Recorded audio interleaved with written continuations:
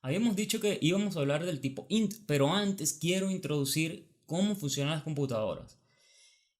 Y quiero hacer eso porque realmente es un tema fundamental que todos los que estamos programando deberíamos tener en consideración.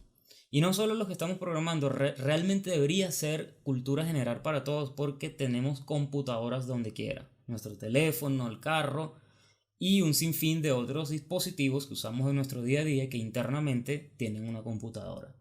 ¿Qué es lo primordial en este video? O mejor dicho, los puntos claves, los términos a los que haré referencia son circuitos switches o compuertas, esquemas de código, dígitos binarios, 2 a la n, cuáles son las generaciones de computadoras, la ley de Moore, bits, cómo medimos nosotros memoria, bytes, kilobytes, megabytes, gigabytes, lenguaje de máquina, son términos a los que haré referencia.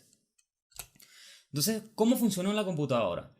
Y realmente la computadora funciona de una manera muy simple, igual que cualquier otro electrodoméstico, con electricidad.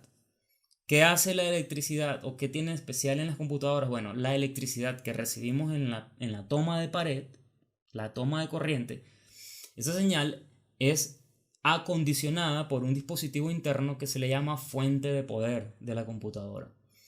Y esa señal, una vez acondicionada, puede ser utilizada por las partes electrónicas de la computadora y se lleva a niveles de lógica digital, a niveles de electrónica.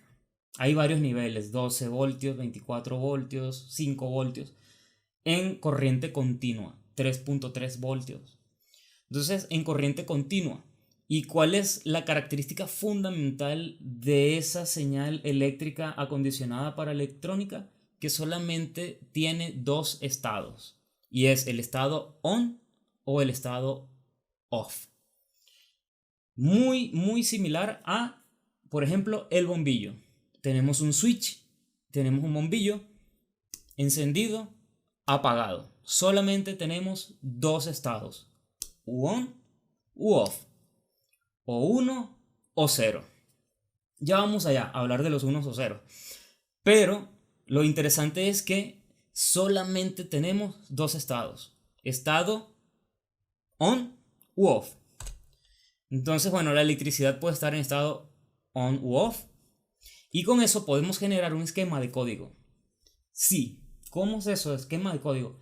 Ejemplo, en Estados Unidos, noche de Halloween, si la luz está encendida, la del porche, significa algo, y si está apagada, significa otra cosa. Eso es un esquema de códigos. Estamos dando una información nada más con el hecho de que la luz esté o encendida o apagada. Y así es la base, créanme, no hay más nada, no hay nada más complejo en internamente cómo funciona la computadora, es simplemente eso. La computadora maneja una gran cantidad de números binarios, o mejor dicho, dígitos binarios, unos y ceros, y que al final lo que representan es estado on u off. Ya vamos a ver con un poco más detalle, pero hablemos un poco de ese esquema de código. Si regresamos al ejemplo de la luz del porche, yo con una sola luz puedo dar dos mensajes. Por ejemplo, si la luz está apagada, yo puedo dar X mensaje, y si la luz está encendida, Y mensaje o otro mensaje. Por ejemplo, el Halloween, si la luz está encendida en Estados Unidos, en el porche, la noche de Halloween, eso quiere decir que los niños pueden ir a hacer trick or treat. Si la luz está apagada, quiere decir, niños, no vengan a fastidiar, váyanse lejos de aquí porque no queremos que vengan a molestar. Eso es un esquema de código, están dando una información nada más con que la luz esté encendida o apagada. Eso es para el caso de un bombillo. Si tenemos dos bombillos, dos luces, ahora son dos. ¿Qué pasa? Que vamos a tener la siguiente combinación de estados, o los dos apagados, o uno apagado o uno encendido y este apagado, o este apagado y este encendido, o los dos encendidos. Entonces tenemos ahora 4 mensajes. Si tenemos 3 luces, ¿cuántos mensajes podemos codificar con 3 luces? 8.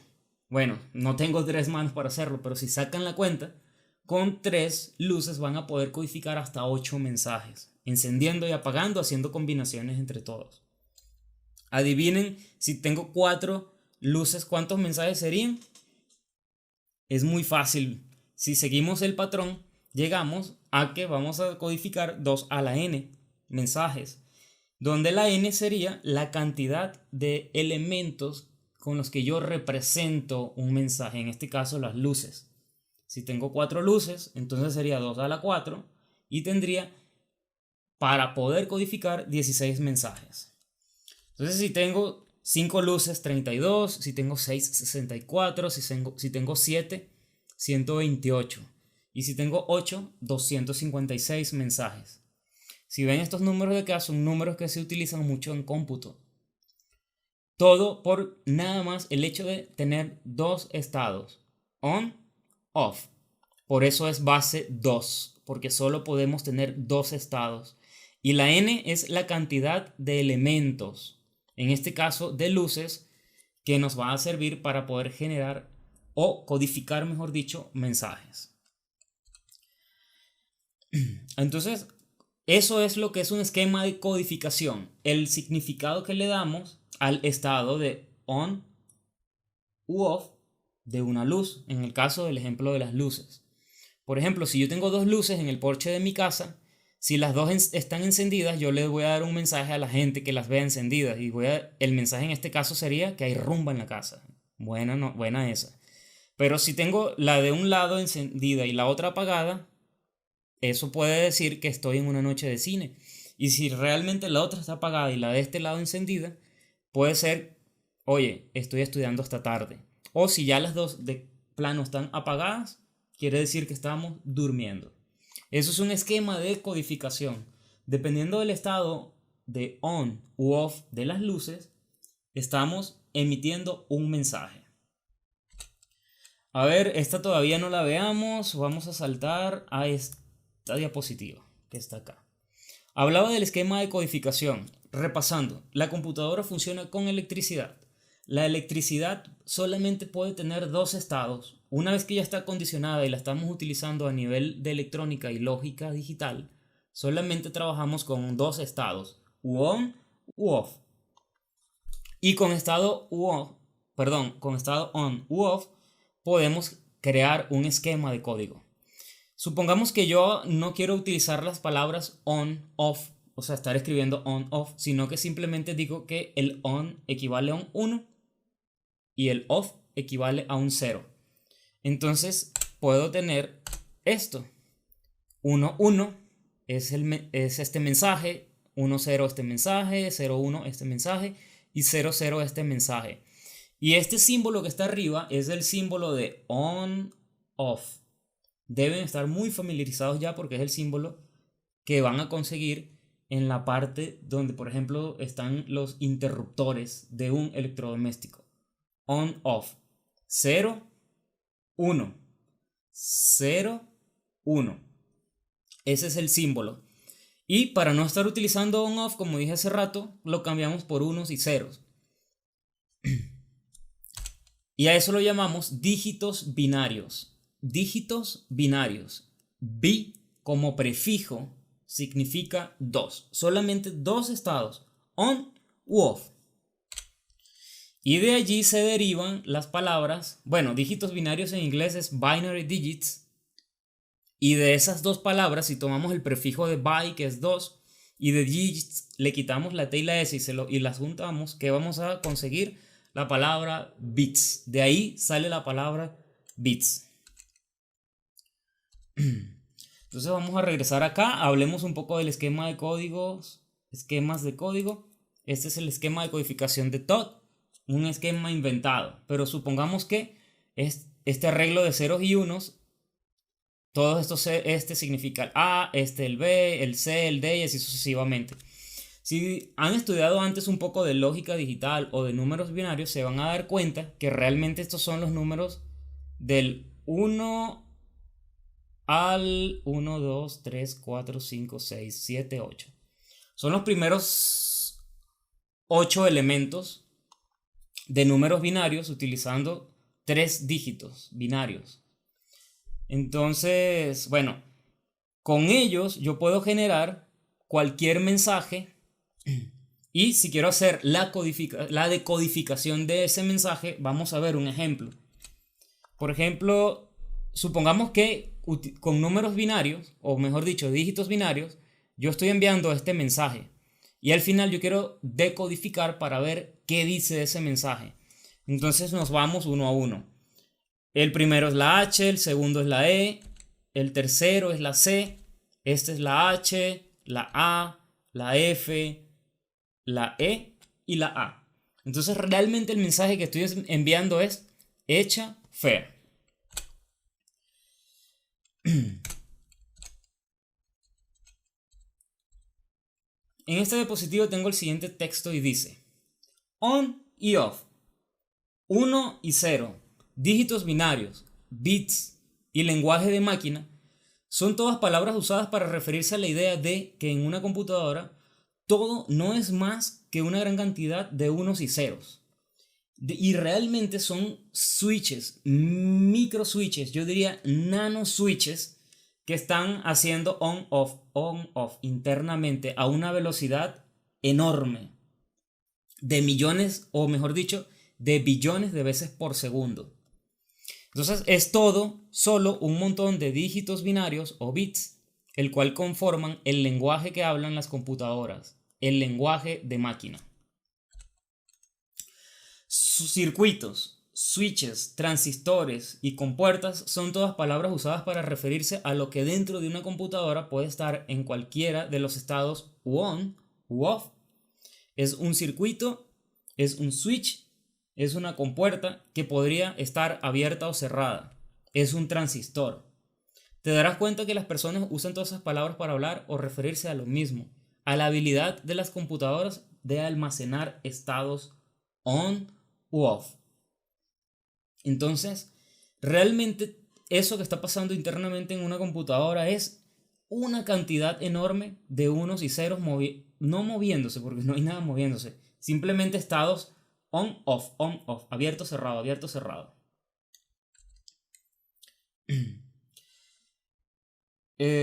Hablemos un poco del esquema de codificación más utilizado en la historia de computación. Es el esquema ASCII. Y si nos vamos, por ejemplo, a Google y escribimos ASCII y a ver la de Wikipedia, este que está aquí, vamos a ver un poco qué información nos muestra esto. Por ejemplo, acá podemos ver, vamos a buscar dónde está el alfabeto y aquí está el alfabeto. Por ejemplo, para representar el carácter A mayúscula, aquí está en representación de dígitos binarios. ¿Cuál es el ASCII?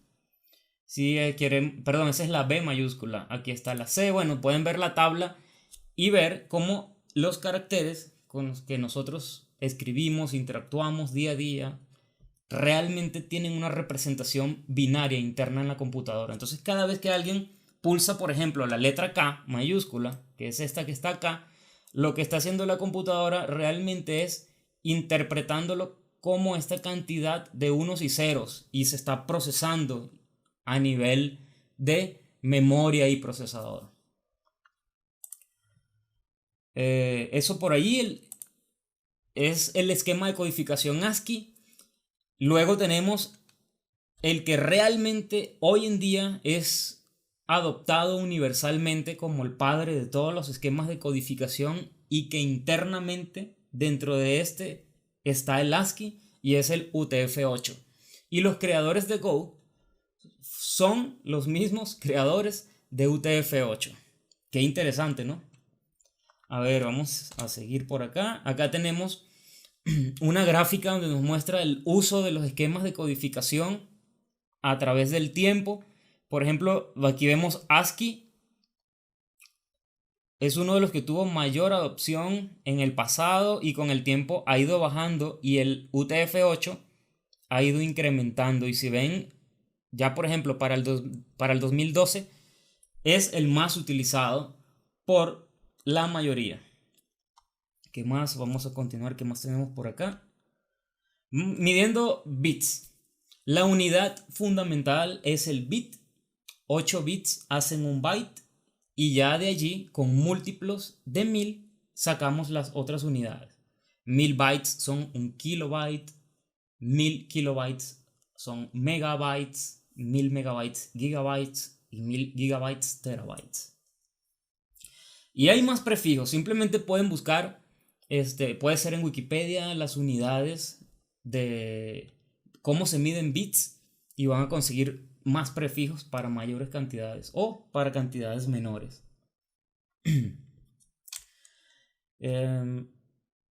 Por ejemplo, esta es una imagen de la primera computadora que se creó. En el pasado no teníamos ese tipo de tecnologías que se utilizan el día de hoy para poner esa cantidad enorme de nanoswitches haciendo on-off internamente en una computadora. Se utilizaba algo que se llama tubos al vacío. Y esta es la primera computadora, la ENIAC. Creo que se llama ENIAC. No sé si tiene acento o no la palabra, no sé si es ENIAC o ENIAC. Pero esta computadora fue creada con 16.000 circuitos de tubos al vacío, donde cada uno de esos tubos representaba lo que para nosotros es una luz haciendo on u off. Enorme, miren todo ese espacio que se ve allí nada más para eso.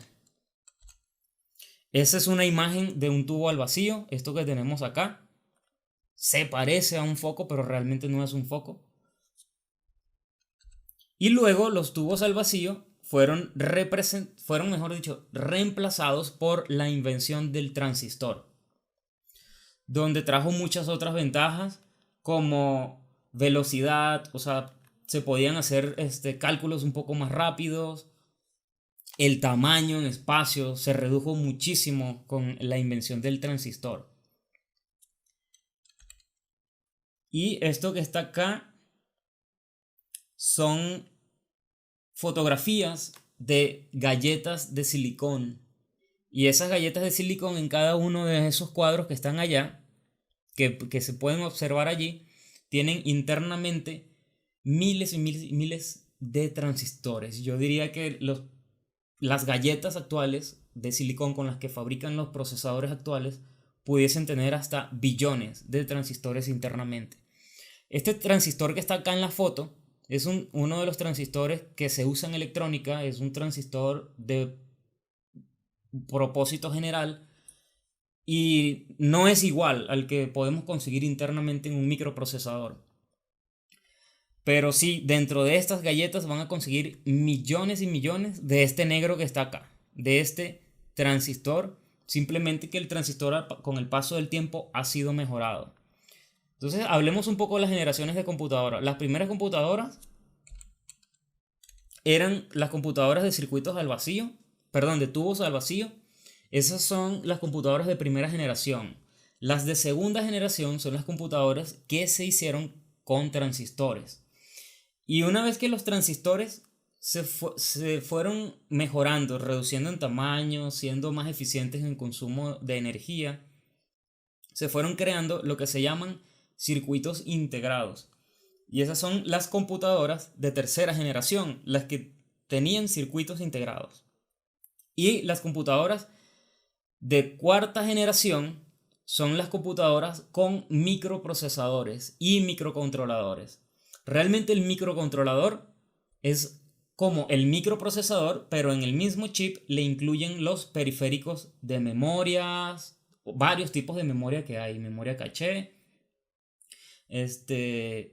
memoria flash, ROM, todo eso incluido en el mismo chip.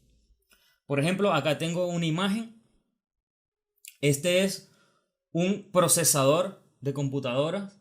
Aquí internamente hay millones de transistores, millones de ese elemento que ven allí.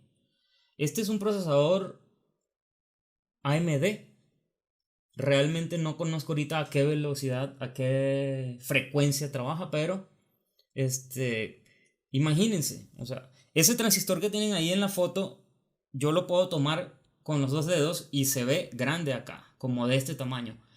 Internamente en este hay millones de transistores que simulan esos switches, millones de switches haciendo on-off internamente en la computadora cuando procesa información.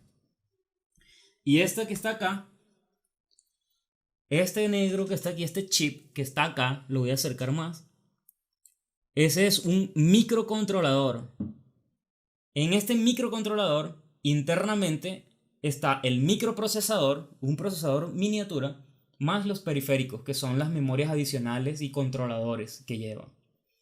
Muy interesante.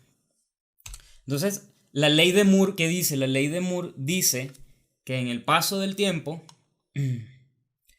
cada 2 años se fue duplicando la cantidad de transistores que se iban incorporando en los chips, los microprocesadores. Entonces, por ejemplo, aquí pueden ver que para 1980, más o menos podríamos decir que andaba por el orden de los 50.000. De los 50.000. Para los 90 andaban ya por el millón de transistores. Miren en el 2011, en el 2011 ya andan por los 1.000 millones, 2.600 millones de transistores. Muy interesante esto de la ley de Moore. Entonces, bueno, ahí tenemos las generaciones de las computadoras, de tubos al vacío, de transistores, de circuitos integrados o chips y de microprocesadores. La quinta, se las dejo a ustedes. Hay mucha gente hay muchas opiniones de cuál es la quinta generación de computadoras. Y yo diría que es una combinación de tal vez inteligencia artificial con machine learning. Por ahí van los tiros, no lo sé. Pero ya hay gente que habla de la quinta generación de computadoras. Entonces, con ese mismo tema de esquemas de código, tenemos luego lo que son sistemas numéricos, porque necesitamos hacer computación, es decir, computar. Y para computar usamos números. Y allí, entonces, necesitamos crear sistemas numéricos para codificar mensajes dentro de las máquinas. Esto de sistemas numéricos lo vamos a estar hablando en otro video con un poco más de detalle. Simplemente lo coloco aquí porque íbamos a hablar de int, que es un tipo numérico, y cómo podemos, o cómo mejor dicho, hace la computadora para hacer la conversión de lo que es dígitos binarios y sistemas numéricos para dar resultados de números. Word es una palabra, bueno, traduce la palabra. Eso es algo que vamos a estar hablando en otro video, que es una unidad de memoria, así como bytes. Y bueno, es todo por ahora con el tema de cómo funciona internamente la computadora. Recuerden que aquí lo que hay son millones y millones de transistores, y los transistores al final es como si fueran switchecitos. Y esos switches están haciendo on, off, que al final traducen a unos y ceros. Es de alto nivel esta información. Si quieren más detalle, pueden indagar de cómo funciona la computadora. Usen Google, que es su amigo. Creo que la información que les di es suficiente como para tener ya una idea de que cuando estamos interactuando, ingresando información o haciendo cálculos, realmente son unos y ceros lo que se está procesando internamente en la máquina. Entonces, por ahora es todo y seguimos con los tipos numéricos tipo int en el siguiente video.